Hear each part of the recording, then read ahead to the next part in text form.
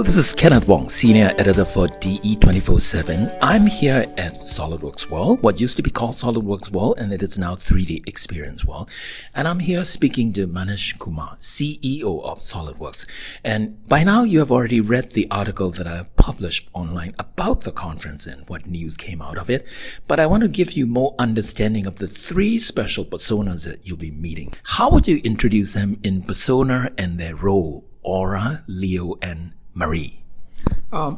Thanks, Kenneth, and welcome. And I'm so glad you made it to 3D Experience World.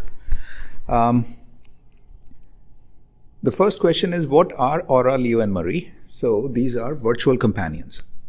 These are AI-driven virtual companions who are sitting next to you, helping you do things that you want them to help on with. Now, the help can be of diverse nature.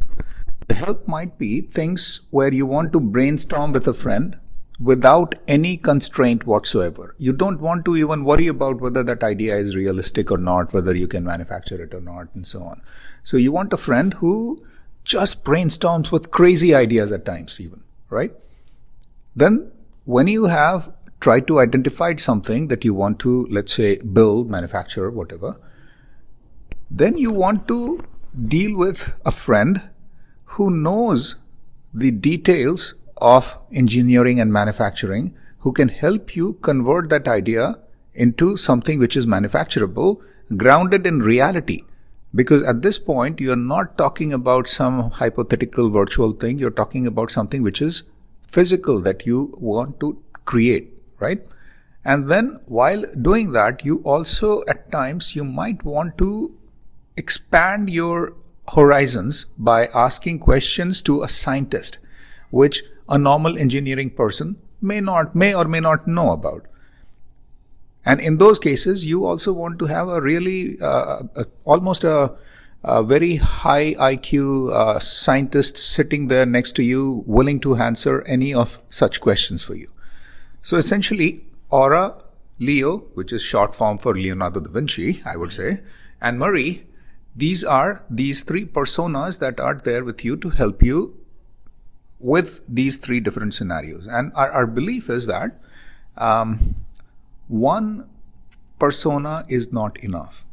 And the reason why I say that is because if there is one single mathematical genius who is willing to do everything, would you trust them with everything that you need? For example, to a mathematical genius, would you trust them to file your tax returns?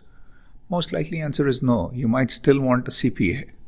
So in a similar way, we don't believe that one single unique mathematical intelligence that is imbibed in one single AI, one single persona is ever going to be enough. Having multiple personas means there is interactions which are not limited into physical reality, for example, that is then grounded into physical reality, and then any answers that are required to explore the horizons. I think the combination is extremely powerful, and that's what we are doing with Aura, Leo, and Marie, respectively.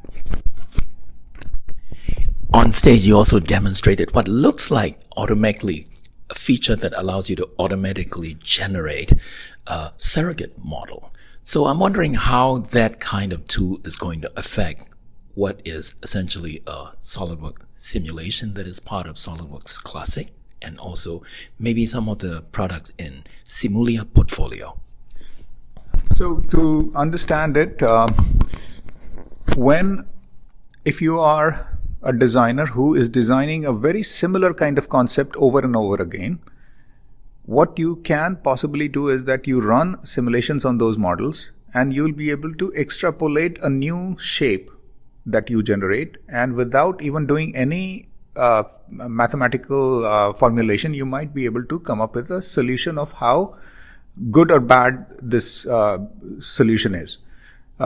Simplest example I can give you is that if you have a table of a certain size and you are able to jump on it and it breaks, then you try to thicken it and then you jump on it and it doesn't break, then you know that at some point you'll be able to start to, and you do enough experiments on that table by changing the thickness of the table, then at some point you will be able to say that if I create a new table with this particular thickness and I jump on it, will it break or not?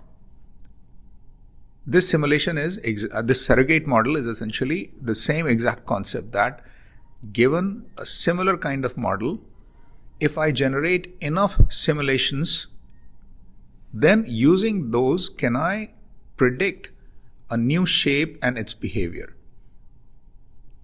And for that, the baseline is that you need to generate these simulation results to begin with, which means the need will increase. I don't think it's going to decrease, because in fact, the reality is that we call ourselves 3D Universe company. We are creating virtual twins. When you create virtual twins, you create it so that you can experiment with it in the virtual world to ensure that when you go in the physical world, it will work the very first time.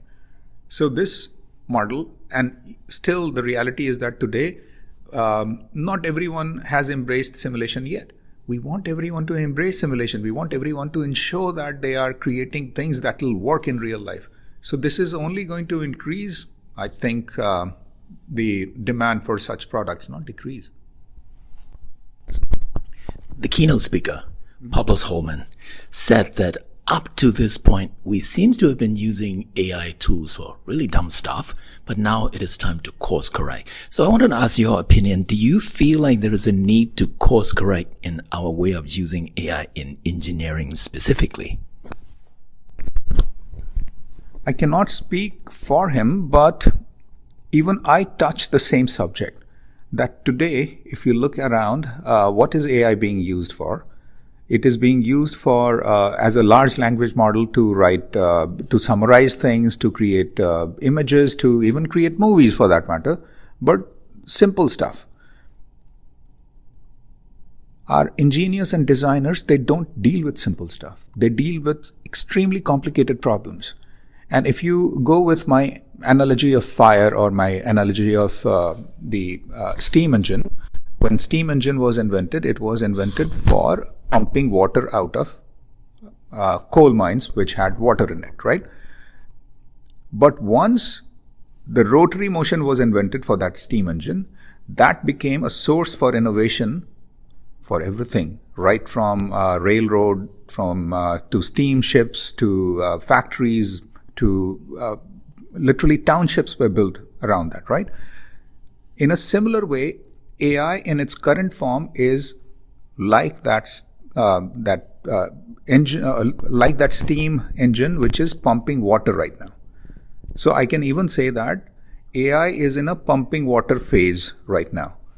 The engineers that we have amongst us, they are the ones who are going to devise that how do I convert this engine into rotary motion with which I want to build my locomotive, I want to build my steamship, I want to build my factories, I want to build. So these are the creative minds out there who are going to take AI and put it to real work, which is going to change the way we are going to live in the future. Thank you very much for your time. I really appreciate it. You're welcome.